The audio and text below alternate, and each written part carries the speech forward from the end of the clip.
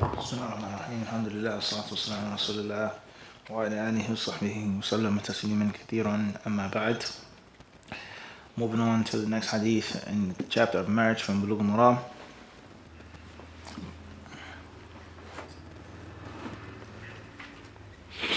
Hadith number 21 in the chapter, number 930 in the actual book.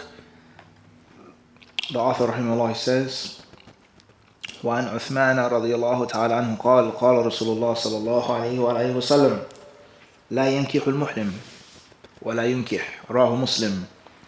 وفي رواية له ولا يخطب، وزاد ابن حبان ولا يخطب عليه. وعن ابن عباس رضي الله تعالى عنهما قال تزوج النبي صلى الله عليه وسلم ميمونة وهو محرم، متفق عليه. ولمسلم عن ميمونة نفسها رضي الله عنها أن النبي صلى الله عليه وسلم تزوجها وهو حلال. وعن عقبة بن عامر قال قال رسول الله صلى الله عليه وآله وسلم إن أحق الشروط أن يوفى به ما استحللتم به الفروج، متفق عليه. وعن سلمة بن الأكوع رضي الله عنه قال رخص رسول الله صلى الله عليه وسلم عام أوطاس في المتعة 3 أيام ثم نهى عنها، رواه مسلم. وعن علي رضي الله تعالى عنه قال نهى رسول الله صلى الله عليه وسلم عن المتعة عام خيبر، متفق عليه. وعنه أن رسول الله صلى الله عليه وسلم نهى عن متعة النساء وعن أكل الحمر الأهلية يوم خيبر، أخرجه 7 إلا أبا داود. وعن ربيع بن سبرة عن أبيه رضي الله عنه أن رسول الله صلى الله عليه وسلم قال إني كنت أذنت لكم في الاستمتاع من النساء، وأن الله قد حرم ذلك إلى يوم القيامة، فمن كان عنده منهن شيء فليحل سبيلها ولا تأخذوا مما آتيتموهن شيئا، أخرجه مسلم وأبو داود والنسائي وابن ماجه وأحمد وابن حبان. تفضل خالد. شريف.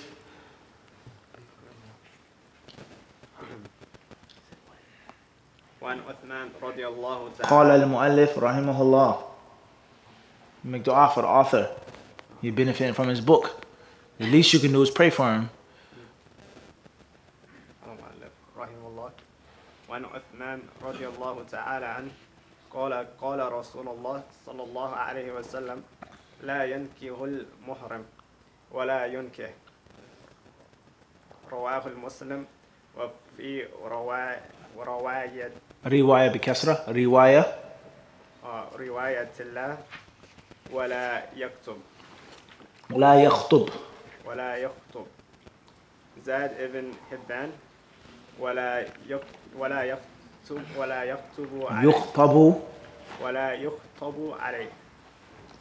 وعن ابن عباس رضي الله تعالى عنهما قال تزوج النبي صلى الله عليه وسلم ميمونة وهو محرم، متفق عليه. ولمسلم عن ميمونة نفسها أن النبي صلى الله عليه وسلم تزوجها وهو حلال. وعن عقبة بن عامر رضي الله تعالى عنه قال رسول الله صلى الله عليه وسلم إن أحق الشروط أن يوفى به ما استحللتم بالفروج به ما استحللتم به الفروج، متفق عليه.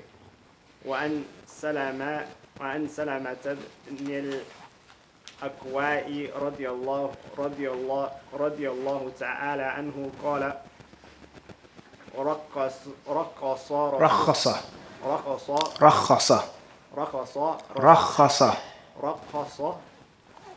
رسول الله صلى الله عليه وسلم عام أوطاس في المتعات 3 أيام ثم نهى عنها، رواه مسلم. وعن علي رضي الله تعالى عنه قال نهى رسول الله صلى الله عليه وسلم عن المتعة عام خيبر متفق عليه. وعنه رضي الله تعالى عنه أن النبي صلى الله عليه وسلم نهى عن متعة النساء وأن أكل الهمور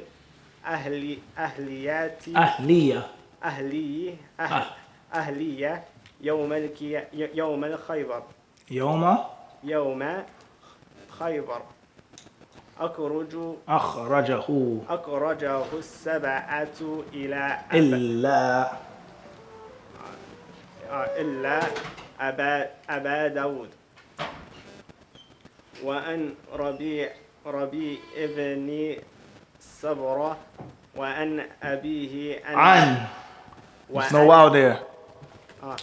أبيه أن رسول الله صلى الله عليه وسلم قال إني كنت أذنت لكم في الاستمتاع من النساء وإن الله قد حرم ذلك إلى يوم القيامة فمن كان عنده منهن شيء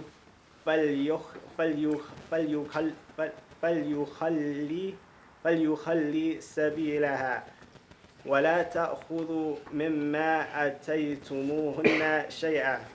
أخرجه مسلم وأبو داود والنسائي وابن ماجه وابن زاد ابن هبان أخرجه ابن حمزة وصل والنسائي وابن ماجه وأحمد وابن حبان. طيب بارك الله فيك. تفضل شون.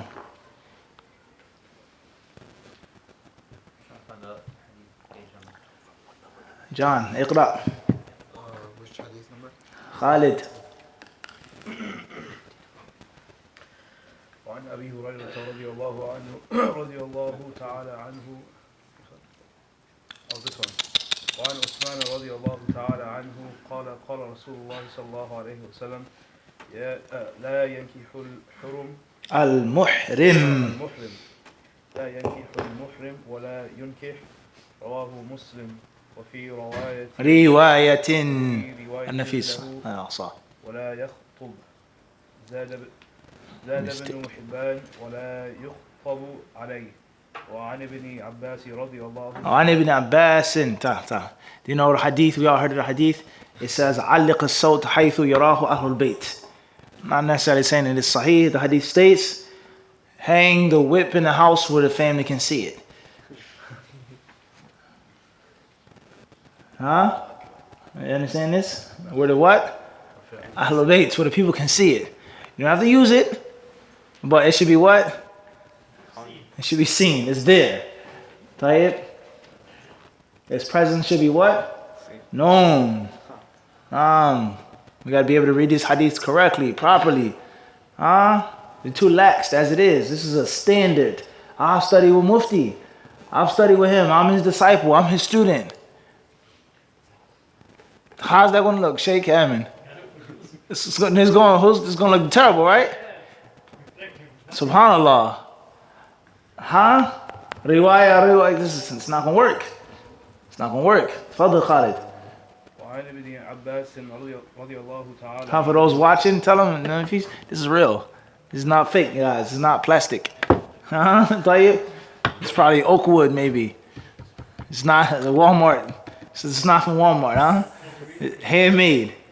Allah Alam which continent it came from. This is solid wood right here. تفضل. عن ابن عباس رضي الله تعالى عنهما قال تزوج النبي صلى الله عليه وسلم ميمونة وهو محرم متفق عليه. ولمسلم عن ميمونة نفسها أن النبي صلى الله عليه وسلم تزوجها وهو حلال. عن عقبة بن عامر رضي الله تعالى عنه قال رسول الله صلى الله عليه وسلم إن أحق الشروط إن أحق الشروط أن يوفى به ما استحللتم به الفروج متفق عليه. وعن سلمة بن الأكوع رضي الله تعالى عنه قال رخص رسول الله صلى الله عليه وسلم عام أوطاس في المتعة 3 أيام ثم نهى عنها، رواه مسلم. وعن علي رضي الله تعالى عنه قال نهى رسول الله صلى الله عليه وسلم عن المتعة عام خيبر، متفق عليه. وعنه رضي الله تعالى عنه أن النبي صلى الله عليه وسلم نهى عن متعة النساء وعن أكل الحمور الأهلية يوم خيبر، أخرجه 7 إلا أبا داود.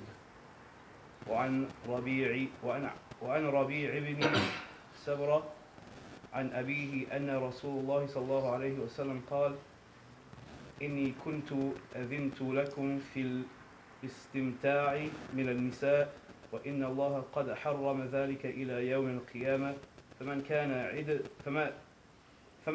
فمن كان عنده منهن شيء فليخلي سبيلها ولا تأخذوا مما آتيتموهن شيئا، أخرجه مسلم وأبو داود والنسائي وابن ماجه وأحمد وابن حبان. صحيح. بارك الله فيكم. جزاكم الله خيرا. Says here, وعن عثمان رضي الله تعالى عنه قال رسول الله صلى الله عليه وسلم لا ينكح المحرم ولا ينكح، رواه مسلم. That translation means what, John? Narrated Uthman radiallahu ta'ala anhu, Allah's Messenger sallallahu alayhi wa sallam said, one who is in ihram may not marry or be given in marriage, reported by Muslim. In another narration by him it says, he should not ask someone's hand in marriage. Ibn Hibban added, nor give someone an engagement to be married. طيب. وعن عثمان يعني ابن عفان. There are other Sahaba with the name Uthman, several. Obviously the most famous of them and the most virtuous of them is Ibn Affan, the Khalifa radiallahu ta'ala anhu, Dhul Nurayn. However, there are several other companions with the name Uthman. طيب. خير inshallah. The Messenger of Allah sallallahu alaihi wasallam, he said, لا ينكح المحرم. A muhrim, a man who's in the state of ihram, Hajj or Umrah, or both, لا ينكح, is not allowed to get married. He's not allowed what? To get married. ولا ينكح, nor is he allowed to marry someone else. He's not allowed to perform a marital contract. It says here, وفي رواية له ولا يخطب, وزاد ابن حبان ولا يخطب عليه, nor is he to give someone's hand in marriage, nor someone to ask for the hand of one of his mawliya, his daughter, his sister, his mother, his aunt in marriage. You understand this? Thorough and comprehensive versions of the hadith. You can't get married. You cannot marry someone else off. No one is allowed to do what? Ask your daughter's hand in marriage and you allow it. Or ask or anything like this. It's all prohibited. It's all what? It's all prohibited. Everybody understand this? The hadith initially is collected by Imam Muslim. The other narrations, or specifically the last one, is collected by Ibn Hibban. In his book, At-Taqasim wal-Anwa', which is commonly known as As-Sahih or Sahih Ibn Hibban, which is not the actual title of the book, nor is the actual way that the author wrote the book. Ibn Hibban of the 4th century. He wrote his book in a very interesting, unprecedented style that was difficult and troublesome to many people. So much so that a scholar came after him and reorganized the book and called it Al-Ihsan fi Tartib Sahih Ibn Hibban. طيب, خير inshallah. Al-Muhim, Ibn Hibban, if you read about his life, he himself wrote a book which he considered to be a Sahih, like Bukhari's book. Not saying it was of the same level of authenticity, but he himself, huwa nafsuhu, he considered his book to be totally genuine. That's the first fa'idah. So just like the concept of madhabs, they say the four imams, they're much more than just four imams. There were many ulama before the four imams and many ulama after the four imams, and there are also many ulama who lived as contemporaries to the imams. Obviously all four imams didn't live during the same time, but there were ulama who were alive, who were equal, who were greater, and who were lesser than Abu Hanifa. There were ulama who were alive that were greater, equal, or lesser than Imam Malik. There were ulama who were alive who were greater, equal, or lesser than Shafi'i, and there were ulama who were alive that were greater, equal, or lesser than Imam Ahmad. Everybody understand this? And the same applies to the concept of the genre known as Kutub al-Sihah or as-Sihah, the Sahih genre. The ulama who wrote books in which they called or classified as Sahih. And Imam al-Bukhari wasn't the only, nor was Imam Muslim. They weren't the only ulama who wrote books in which they considered were all genuine and authentic. Regardless of the view of other ulama criticizing and accepting those books. That's not the discussion. They themselves considered to be what? Totally authentic. Every hadith in this book to me is what? Sahih. And that's not the approach nor the attitude of the other genre or the other genres of books in which those ulama specifically told you this narration is not Sahih. I'm collecting it and I'm mentioning it for you. I'm collecting it and I'm telling you about it. This is a compilation and a collection of a hadith. Everybody understand this? A very important concept for those who have a greater appetite for the sciences of hadith, even in English. Khayran, inshallah. Another fa'idah is the book of Ibn Hibban, rahimahullah, is considered to be a masterpiece with regards to the chapter headings. Al-Kutub wal-Abwab. The actual books and the actual chapter headings is considered to be a classic. And it's a major landmark in the fiqh of the muhaddithin, the fuqaha al-muhaddithin. Just like Imam al-Bukhari, if not better, if not at least equal. Some better, some etc. But the concept of the fiqh being included in the chapter heading and the istinbat, the selection, taking one long story for one sentence out of it that proves a fiqh ruling, that proves an etiquette, adab, hukm, a fa'idah, ithbat, an affirmation of Allah's attributes. Everybody understand this? The concept of the fiqh of Ahl Hadith. The fiqh of Ahl Hadith. There were ulama that came after Imam al-Bukhari and after Muslim, and as well before them, but we're talking about after them right now, that did what they did. And they continue that process, such as Ibn Hibban, in which it wasn't just a compilation of hadiths, but it was an actual book of fiqh as well. But the fiqh was directly taken, directly extracted right from the hadith. And the madhab of Ibn Hibban, his view, is found where? In those tarajum, in those abwab. Just like Imam al-Bukhari's view on the issue is found in the chapter heading.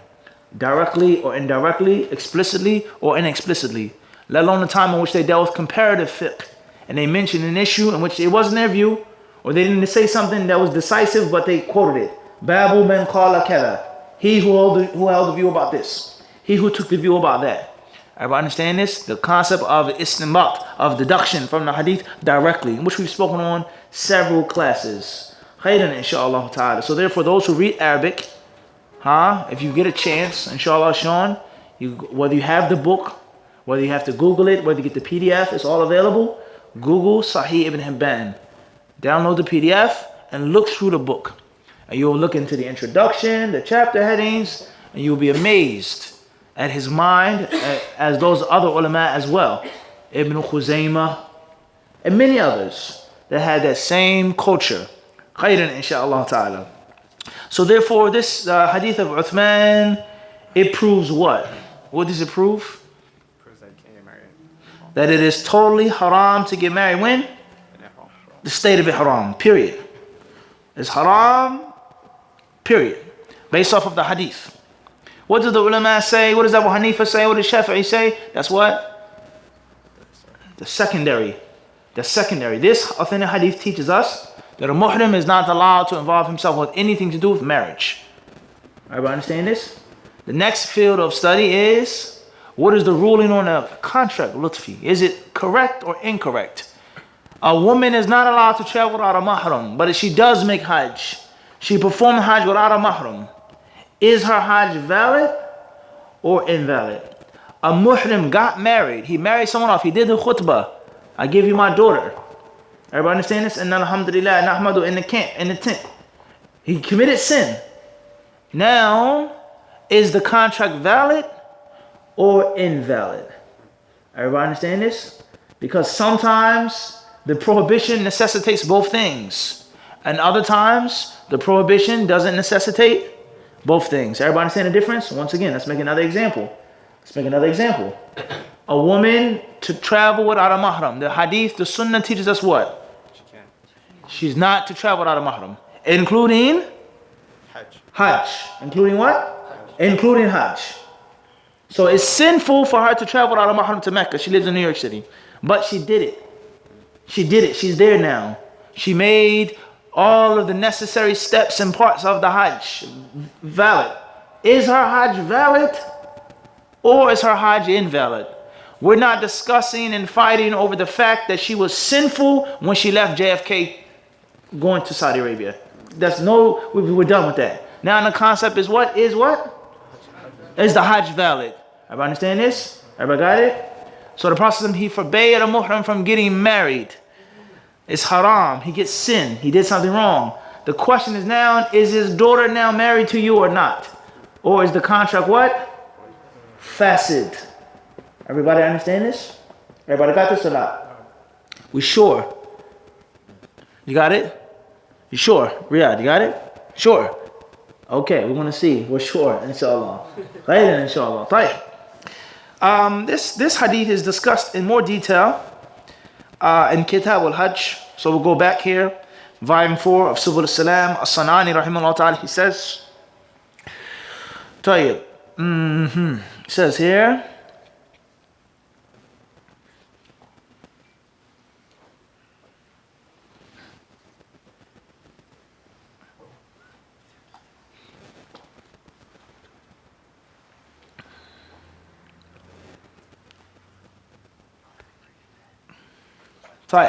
he says here, everybody listen carefully.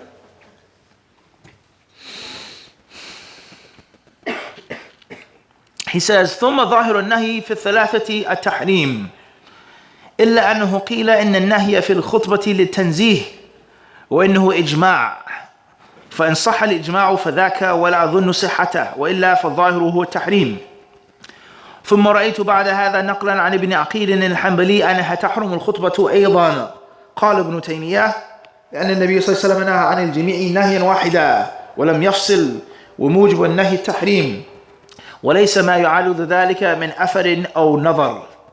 He says, now based off of all of the classes that we've done, well, alhamdulillah, in abundance, the Prophet ﷺ says, لا ينكح لا ينكح لا يخطب لا يخطب عليه. In the Arabic language, this word la is for what? How many usages?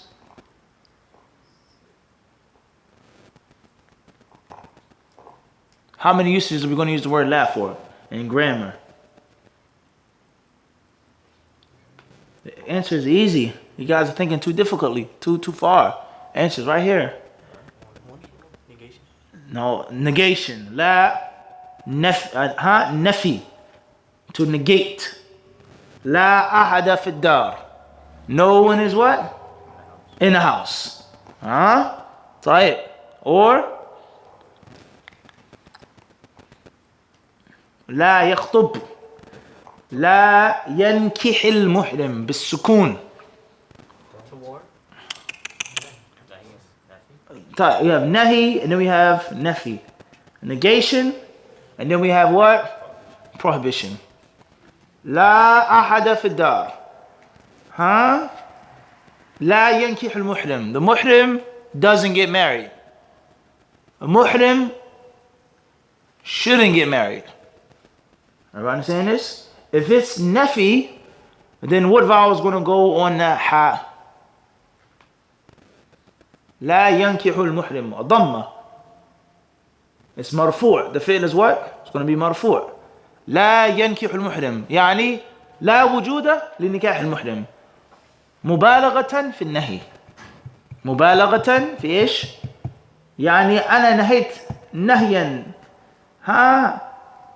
باتا حتى نفيت وقوع الفعل. That it doesn't exist. A muhrim is not to get married. It's so strict that I'm saying that it doesn't even exist. A muhrim does لا ينكح المحرم. And that's nafi. And then the nahi would be what? How would you say it grammatically? لا ينكح. أيوة. Nahi, prohibition. لا ينكح المحرم. A muhrim is not to get married. Whether it's this or that, it have the same meaning. Obviously, one is stronger than the next. One is what? Stronger than the next. So therefore, the asl is that it's nahi and not nafi.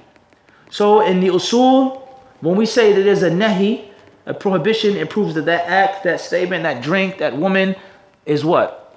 Haram. Until? Proven otherwise. Asanta. When we study comparative fiqh, when we study the fiqh of the hadith, all the different sciences blend together. Usul al-fiqh, lugha al-arabiyya, nahu, sarf, it's all in one. Everybody understand this? This is the top right here, the best. It's the study of the hadith and the fiqh of the hadith. That gives you everything. That gives you what? Everything. That's the superior art. It's the fiqh sunnah. It's the superior art. Everybody understand this? So therefore, we're blending all of these different arts and disciplines together in one class. So it says here, لا ينكح. A muhrim is not to make nikah. That proves that the nikah is what? Haram. Until proven otherwise. From the usul. القول الراجح الصحيح. القول الراجح الصحيح. طيب. So therefore, the ruling should be clear, according to all of the ulama, is that a muhrim is not to what? Get married. Everybody understand this? But do all of the fuqaha and do all of the ulama take that view? It's not necessary. Not necessarily. Why is that? Why do some of them say it's only makruh and it's not haram? That's another issue. But right here is that the ruling should be is that it's what? Muharram. La yajuz. Everybody clear on this? Right. He says here, Sanani says, al-zahir, that which is apparent from this hadith, is a tahrim, impermissibility.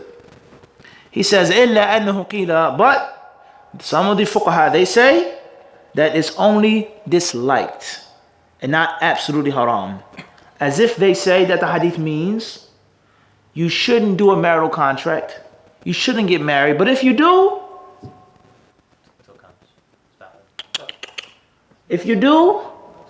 no sin. It's okay. Let alone it's still valid. Because you can differ and debate on whether it's valid even if it is haram. Everybody got this? So they're saying that it's not haram, but it's something that you shouldn't do. Now, why is this? Why would they say this? Or what's the wisdom behind the prohibition of getting married in a state of haram? Distraction. A distraction from what? From the Rituals rituals. of Hajj. Right. What else? You could have sexual. It leads to rafath, being with women, intimacy with women.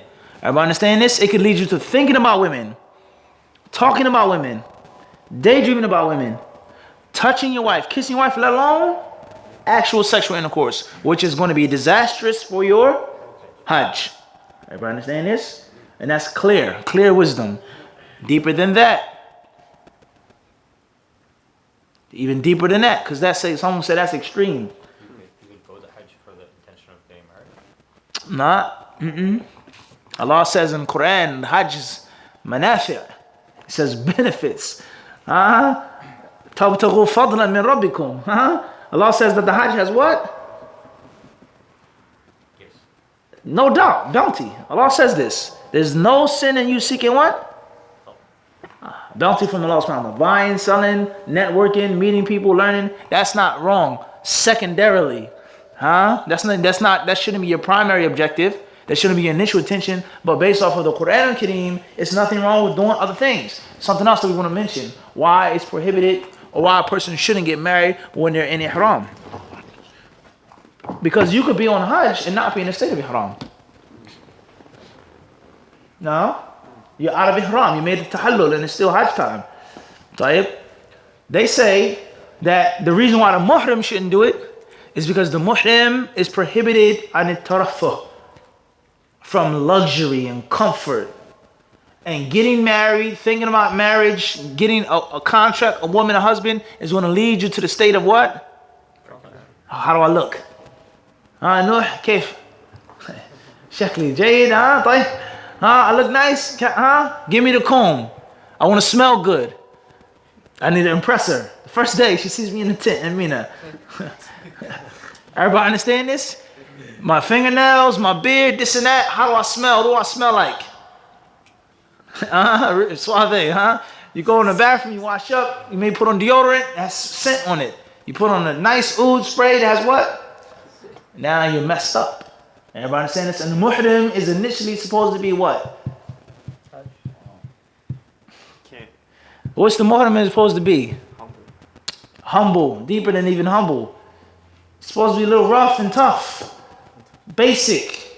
Not smelling the best, not looking the best. Everybody understand this? He's supposed to be totally removed from what?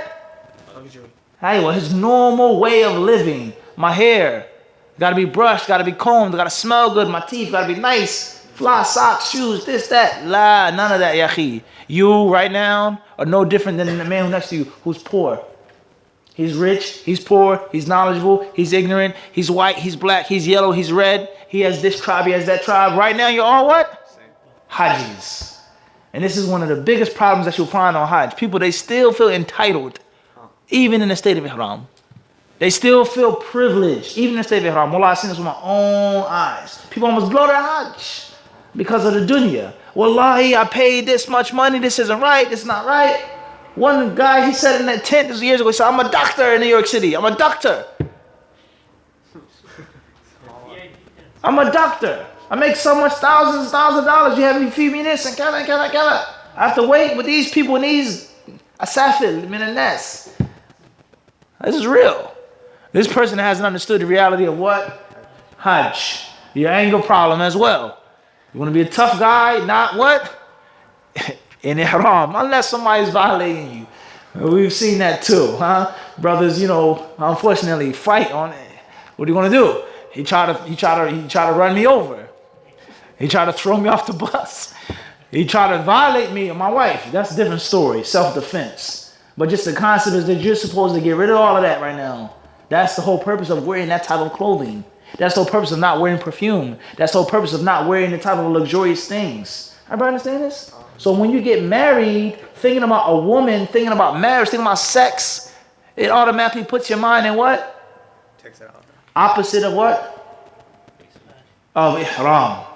Not specific Hajj, but what? Everybody got this or not? We sure? You sure you got it? Tayyib, you won't be able to experience this until you actually make Hajj or Umrah. And you're walking around, your feet are tired, your skin is rubbing, this, that, sweating, thirsty, dry. Then you understand the whole concept of ihram. The whole purpose of it. Purging yourself of those different negativities or negative things, if that's even a word. Everybody understand this? Everybody got this or not? So therefore, those who say that it's clearly haram, they khalas.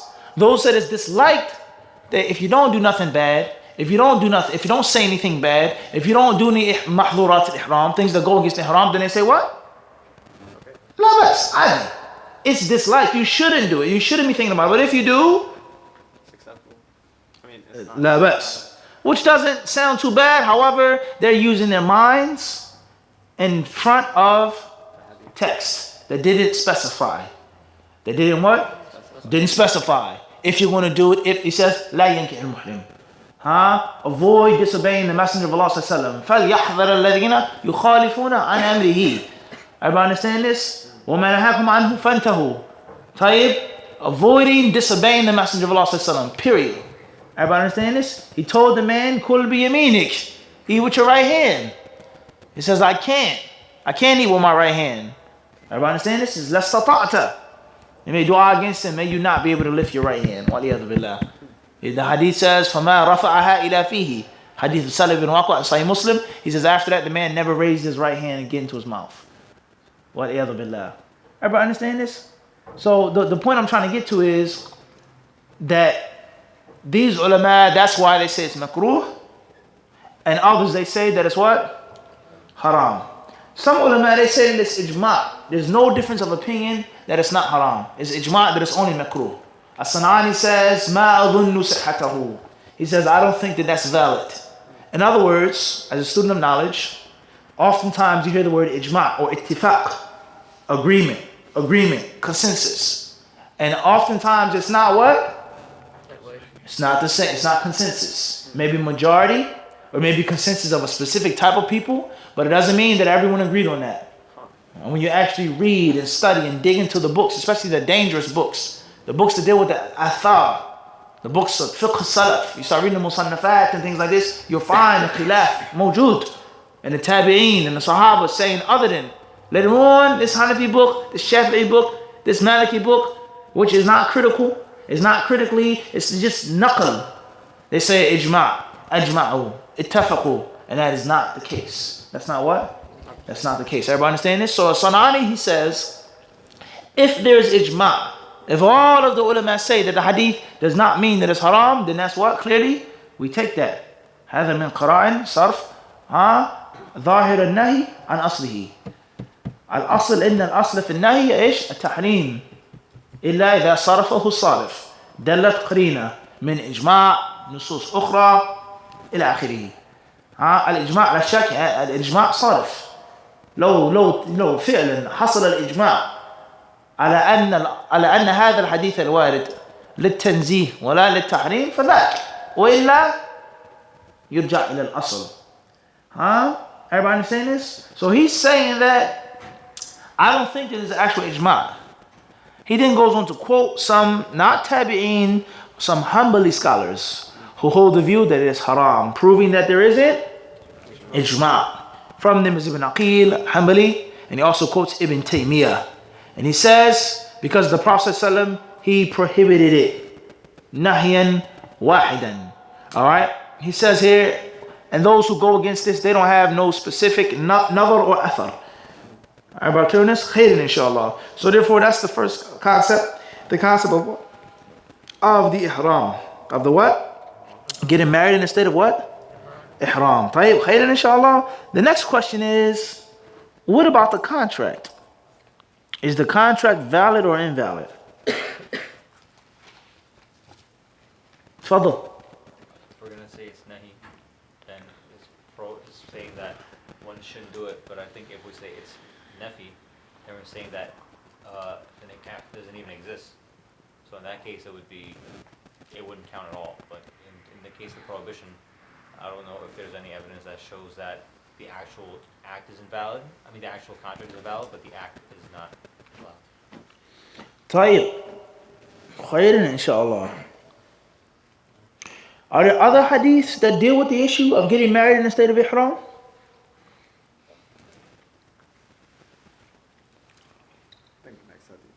The next hadith that states what? Iqra.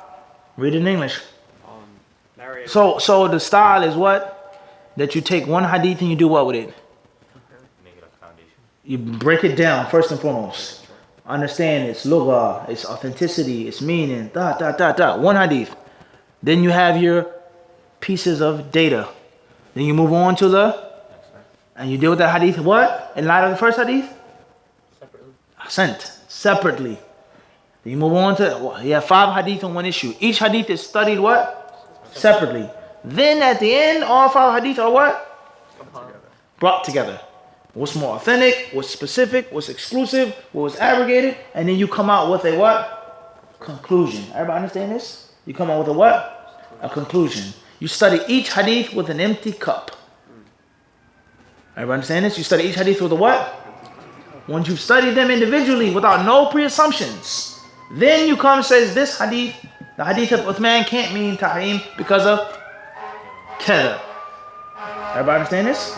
Very important as a student of knowledge that you don't go into something with a belief, with an aqidah on something without doing the necessary research and the necessary study.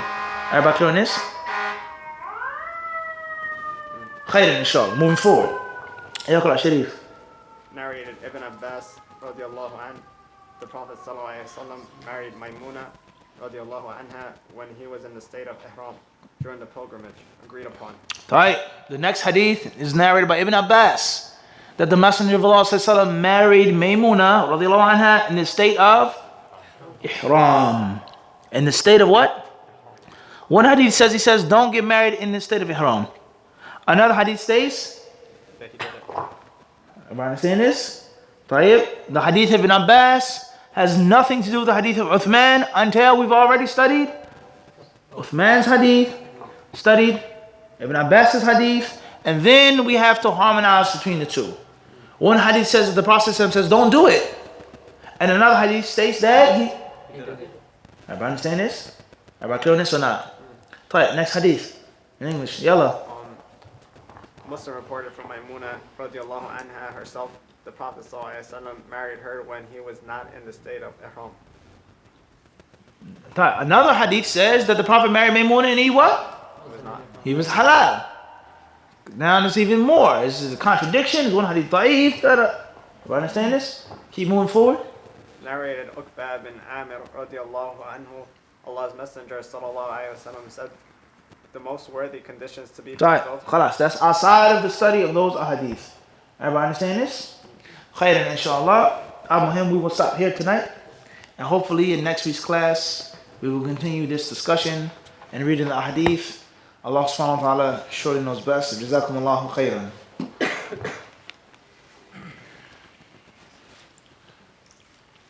الواجبات. هل يعني استفدت من البحث؟